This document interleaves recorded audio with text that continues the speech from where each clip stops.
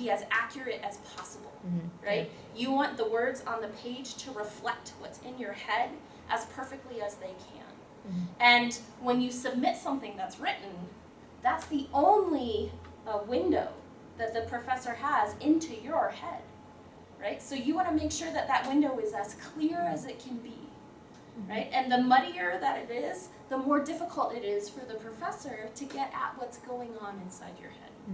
Okay? Yeah? What the advice you give them? The same kind of thing that I'm telling you right now.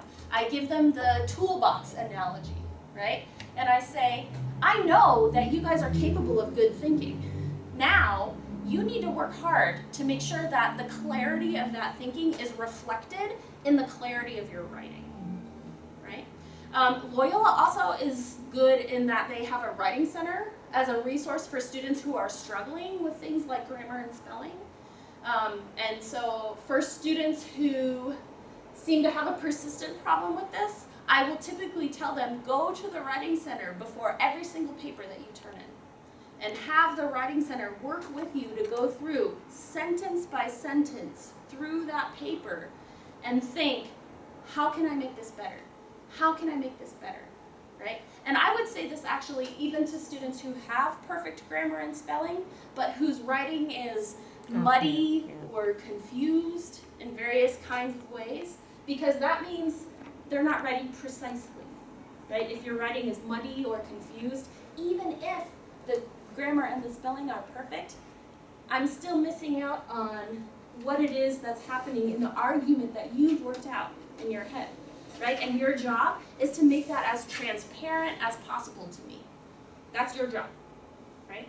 So that's the kind of thing that I assume they at least have a proficient written expression, and then in my class they get opportunities to increase the competency of their written expression from proficient to mastery. That's my goal for my students. Yeah. Other questions? No? Okay. It's all about the syllabus. Okay, you guys saw my syllabus, yes? Ms. Nora distributed that to you all? No, I didn't. Oh, you didn't? Okay, oh good, well then I'll show it to you. One thing, the most important thing actually to remember about the syllabus is that it's a contract, okay? It's a contract between you and your professor, whoever gives you the syllabus.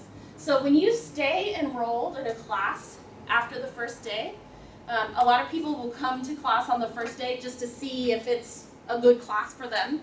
And then if it turns out, this is probably not a good class for me, they'll drop it, right? But once you stay enrolled in a class past that first day, you are agreeing to be bound by the terms of that contract, okay? So it's as if you are signing your name and saying, yes, I agree to everything that the professor has said in this syllabus, and I will abide by it. I agree to submit myself to the rules of this course, okay? That's what you're saying, right, when you stay in the class. Here's the tricky part. Every syllabus is different, okay? The rules are not the same from class to class, okay? That's why it's very, very important that you read every sentence of every syllabus, because when you stay in the class, what you're saying is, I agree to bind myself to these rules, right? I agree to submit myself to these rules. I agree to be evaluated by these standards, okay? So before you agree to that, just like any other contract, you want to know what you're getting into, right? So you read very carefully. The syllabus is going to tell you about the professor's expectations in several areas, and some of that information will be explicit in the syllabus. Some of it you can figure out on the basis of what's in the syllabus. Some of it is implicit, right? And some of it is explicit, okay? Here's an important bit. Classroom behavior and participation. Sorry, Yes. can you explain explicit and implicit? Oh yeah, Sorry. okay. Because I just heard you keep repeating Good. it. So explicit is when the professor writes it in the syllabus and says, I expect you to do X or Y, right? That's an explicit expectation, right? Let's say that something else that's in the syllabus is this class is predicated or is based on active participation. Okay, let's say you read that in the syllabus. This class is based on active participation. What you can infer from that implicitly is that the professor expects you to talk in class. Okay? Even though the professor didn't say that explicitly in the syllabus, if the professor says that this class is based on active participation, you know that you're going to have to talk.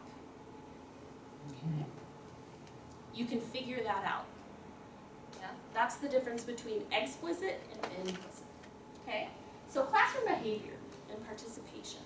Sometimes it'll be explicit because part of your grade will be participation. That would be explicit, right? And sometimes it'll be implicit, that the professor is setting a norm of behavior for the classroom. It is assumed that everyone will talk in class, right? Sometimes it's implicit, sometimes it's explicit. Same with the reading. Usually this is explicit, right? And let me give you an example from my syllabus. Okay. On my syllabus, I have a course calendar with the date, the topic covered in class, and then any assignments that are due. This includes homework, quizzes, and reading. Notice something about my class. My students read something every other class. It's usually about 20 to 30 pages Whoa. of philosophy. Oh my goodness. Okay? Wow. So they are reading approximately 30 pages a week of philosophy. All right? Every single class. And they have homework for every single reading. Right? Usually it's about like that you guys have. About like 4 questions. And they're writing between 1 and 3 paragraphs per question. So you do all the questions. They do all the questions. That's right. That's because philosophy requires reading, and in order for you to understand it, you've got to write about it. That's the only way you can make sense of it, is to write about it, okay? So my expectations are very clear in terms of the amount of reading and writing, okay? Let's see. Right? Reading and writing is very clear. Now, I don't discuss the difficulty of the reading and writing on my syllabus, but I warn them on the first day of class, the reading in this course is going to be the hardest reading that you have ever done in your life. Because most American university students have never even heard of philosophy in high school, okay? I know internationally, a lot of people do philosophy in high school, right? Yeah. For the Bach and stuff like that. Not American students, okay? They don't do philosophy in high school. So I have to tell them, this is going to be the hardest reading you've ever done. And they don't believe me. And then they do it. And then they believe me. Okay. So I warn them. I tell them, this is going to take extra time. So when you're planning out your semester, you should allow extra time to do this reading. Okay? I tell them to allow, if they are used to reading a novel, right, for a literature class, and say it's 300 pages, and they have 300 pages of philosophy to read, I'll say, take the amount of time that it takes you to read 300 pages of literature and double it. That's how much time it will take you to do your philosophy reading. That's the same length. Okay? So I warn them about that. I warn them about the amount and difficulty of other assignments. Also on my course calendar, which I just showed you. A type of expectation that is probably implicit will be the type and the frequency of professor-student interactions and of student-student interactions. Okay? I tell my students, I expect you to come to office hours as soon as you sense that there is any problem that you're having with the class. I tell them, try to prevent problems before they happen. Okay, yes. Right? Even if it seems like something that's not a big deal, nevertheless, it's your job to come to me to take advantage of my office hours so that I can help you figure out what you need to do to succeed, right? But that's on you, because I can't read your mind, right? I can't tell if someone's having a problem unless they talk to me, unless they tell me. And once you come talk to me and you tell me, then I can help you. But otherwise, my expectation is that if you don't come talk to me, everything is fine, right? Yes. Yeah, go ahead. Yeah. Thanks, Ms. Long. Finally, attendance and late policies. For most professors, unless you talk to them ahead of time, for most professors, it's extremely disrespectful to come in late. Okay? And my attendance policy explains, actually maybe I'll just show it to you. And is this the general policy for all classes? Every class is different. Okay. This is the syllabus, it's all about the syllabus, right? Mm-hmm. Yeah, that's true. Yeah, so here's my class attendance and attendance policy. My class runs best when everybody talks. Okay, philosophy in my class is best when everyone is engaged and everyone is respectfully participating. So what that means is that I expect everyone to be there, because when you're not there, you're not just missing, the attendance part of your grade. You're actually missing the content of the discussion, right? So I permit 2 absences if you let me know in advance. And then I have 1 emergency absence because life happens, right? People get flat tires on their car, people get sick, so I have an emergency absence. But after 3 absences, I deduct a full letter grade from the course grade. Wow. I don't play, okay? It's serious. Like, people need to come to class. So that's my attendance policy. What that means, yeah, they have to be there. You are, yeah. They have to be there. That's my experience too. Graduate and undergrad. That's my experience. If I miss more than 3 classes, a letter grade. And that's undergrad, all my classes didn't matter. Yeah. Especially for my major and my grad program. So Yeah. she's right. That's definitely right. Yeah. That's right. Yeah. Because otherwise, why are you in college? Yeah. Right? You shouldn't even be in school if you don't want to come. There's no point to you being there. Yeah. So that's my policy. There are various other expectations that I could talk about, but I'm happy to show you all the other portions or the other sections of my syllabus if you want to see them. Okay? Are you interested in seeing the other parts of my syllabus? Yeah. Okay, good. All right. Well then, You're helping them a lot, Kristen. good. Dr. Good. Irwin. Forgive me. So this is the front page of my syllabus. It has the basic course information. One of the things I point out is that it's a 3-unit class, which means that you're spending 150 minutes a week in the classroom. The general rule of thumb, and I'll talk about this on my next slide, but for every minute that you spend in the classroom, you should plan to spend 2 minutes outside the classroom. Yes. Okay? Yep. So if you're in class Yeah. 150 minutes a week, Mhm. you should be spending 300 minutes per week outside of class on that class. Yep. For a total of 450 minutes per week Yep. for a particular course. Okay? I have the information about location, time, etc. My teaching assistant's contact information with the course website. I give the course description from the catalog. I give a quick summary of the course. I tell them to make sure that they read the whole syllabus, because I have a lot of rules. Learning outcomes and course objectives. That's sort of institutional speak for the requirements and the skills that this will help you with. For my students who need disability services, I tell them that I will accommodate them. Non-discrimination policy and norms. This is a place where I set out my expectations for how people will talk to each other in my classroom and how they'll refer to each other. It's basically what I consider to be common sense norms of respect, but it's worth making those explicit in my experience, just so everyone knows that you're on the same page.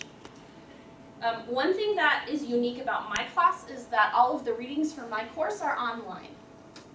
That is unusual. Most professors will have you purchase a textbook, okay? I think that students spend enough money already on tuition. So I have them, give them access to readings that are already online. Having said that, that doesn't make it any less important for them to read them. Yeah, so I have them still print out the readings. And it's very important for me that they mark up the readings. Okay? Because that's how you show that you are interacting actively with what it is that you're reading. Okay? I talk a bit about online resources.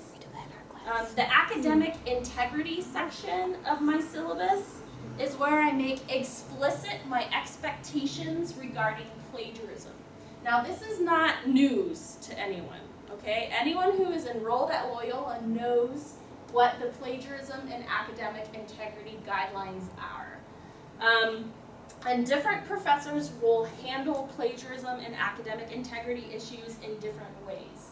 For me, it's a very serious offense, and I think it's very serious for most professors. My point of view on plagiarism is that an ounce of prevention is worth a pound of cure. This is a proverb, okay? An ounce of prevention is worth a pound of cure. What that means is that if you are even anywhere close to a possible violation of academic integrity, you come talk to me before it happens, okay? You come talk to me ahead of time. You send me an email, or you come into my office and you say, here's my plan for my paper, or here's how I think I want to answer this homework assignment. I want to make use of this resource or that resource. Is it okay for me to do that? Okay, so you ask in advance, right? And then I will help you figure out whether or not what you want to do is a violation of the policy or not. Okay? So the rule of thumb for academic integrity issues is always ask first. Okay? Because once you've submitted something, it's done. And if here's the sentence I was looking for. Ignorance is not an acceptable excuse for plagiarism. Right? You can't say, "Oh, I didn't know." Right? You can't say that. Because once you've submitted something as your own work, you're putting it out there as your own work. Okay? You can't backpedal from that. You can't back off of that. So that's why I always say, come see me first. Okay? Come see me first. And that is true, I would say, for almost every professor. The next part of my syllabus is where I outline my homework expectations and how I will assess homeworks. I outline exams. I have 3 exams in my course, not including the final exam. But you'll see that the primary assignments in my class are the discussion question sets, which are based on your reading, the unit exams at the end of each section of the course, and then the final exam. Questions about that? Yes? About the plagiarism, what if some students always come to you and ask you about their homework? It's kind of plagiarism or not? Does that bother you or tell you the student he or she does not have response? I think I would be worried. I mean, it wouldn't bother me, but I would be worried in that case that the student wasn't thinking enough on their own, right?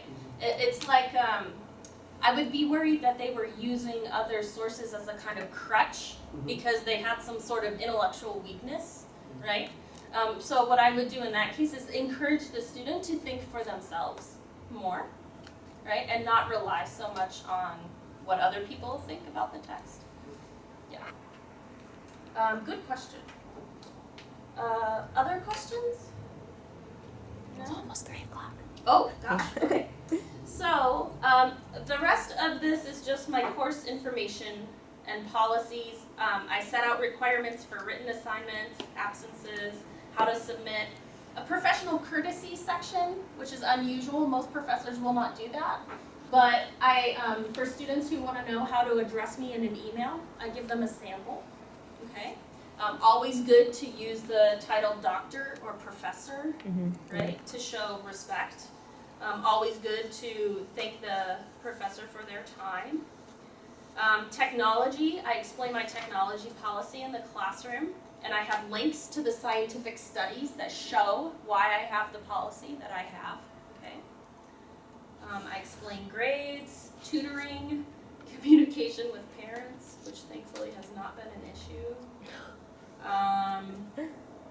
Posting of grades and assignments. So my syllabus, I would say, is on the long side, but that's because I believe in making my expectations as explicit as possible. Most professors do not do that. For most professors, they have all the same expectations as me, but they're implicit rather than explicit, right? And I have learned throughout time, oh, I should probably make these explicit rather than implicit, right? So just because a professor doesn't have the same kind of expectations explicitly on their syllabus as I do, that does not mean that they don't have them.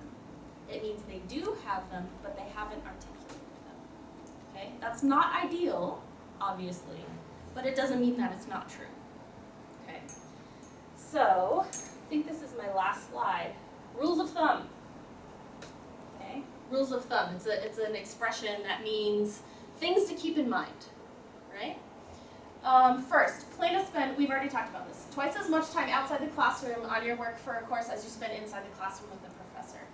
Here's a pet peeve, this is an important one. Before contacting the professor with a question or request, make sure you've done everything as much as possible ahead of time on your own to find the answer or the solution, okay? There's nothing more infuriating than getting an email from a student asking a question when the answer is right there on the syllabus. Amen.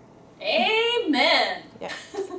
So read the syllabus, okay? Read the syllabus. Do not ask questions that are on the syllabus. Make use of the professor's office hours, okay? We have to sit there in our office. We would love it if you came and talked to us, okay? Not only will it improve the quality of your work in the course, but it also shows the professor you're willing to work hard, okay?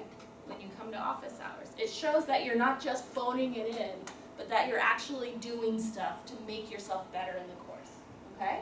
Remember that professors don't give grades. Let me say that again. Professors don't give grades. You've never heard that before, huh? No. Professors don't give grades. They are earned by you.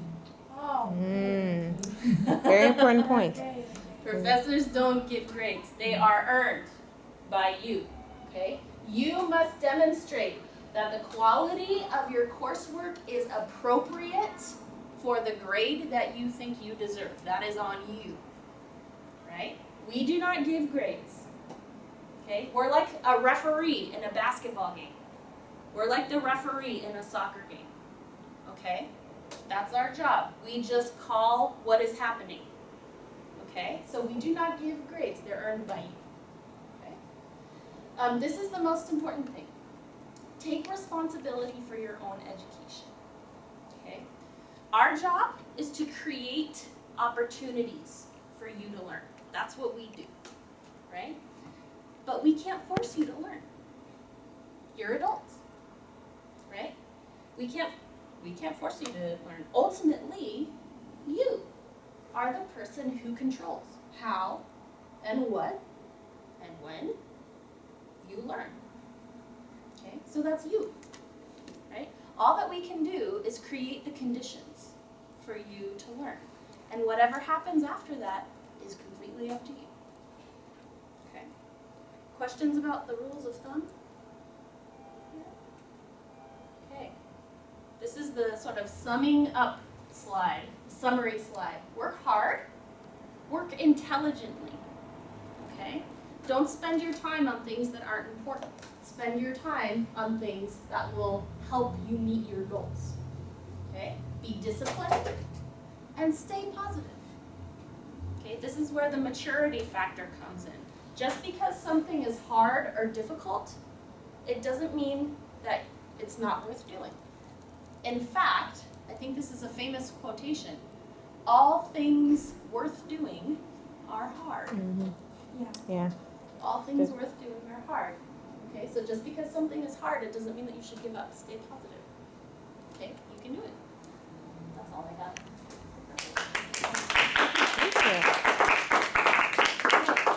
So it's almost 3, but I think we have time maybe for. you. Yeah, we have time for questions. time Yeah. for questions. Yeah, questions. Anything you want to Yes. talk to Dr. Anything Earn you about? want. You guys Anything can you tell. want. You can ask me anything that you want, and I will not be offended. Yeah. You said that philosophy classes help us, make us talk a lot in the class. So do you think that people who don't talk too much, Good the question. philosophy class will help them to talk? I think it will. Yeah. I mean, there are always going to be introverts and extroverts, right? That is normal personality types. Believe it or not, I am an introvert. Really? Yes, Wow. I am. My husband is more than me, but I am actually an introvert. So it's actually, it takes energy from me when I have to be with people, right? I prefer to be by myself or in a small group. But that's normal. I think that every class will have some introverts in it. What I enjoy about my introvert students is reading their writing. Because when I read their writing, that is, I mean, the extroverted students, you know exactly what they think, right? But the introverted students, the writing becomes very important because that's the window into what's happening in their head. Yeah, so in my experience, the introverted students tend to be better writers because they are a little slower, but also more precise because they like to work things out in their heads first before it comes out of them. Yeah. Yes? When you have a quiz in philosophy, Sorry, I didn't quite hear you. Yeah. when you have a quiz in philosophy, Yes. you need to write a dissertation or Do you need to sort of write a dissertation? write a dissertation? You mean for a quiz in the class? Or what the quiz is like? Is that what you're asking? Yeah, what the exam is Oh. like. Okay, what are the quizzes like? I actually don't usually have quizzes in my class because philosophy, I think, it's not the sort of thing that you memorize facts for. So you have exams. Yeah, But we do Yeah. have exams, yes. Is that what you're wondering about, the exams? Okay. So the way that I structure my exams is I usually have, with the exception of the final exam, which is different, the unit exams, I have vocabulary terms. Oh, okay. Yeah. So we have a lot of technical vocabulary in philosophy. So I ask students to provide a definition, context Wow. for the definition, and also significance Hmm. of the term. Why is the term important, right? That is usually maybe 3 or 4 sentences for each term. And then I also have short answer questions, which are 1 paragraph answers. And I will ask them to respond to a question that we've talked about in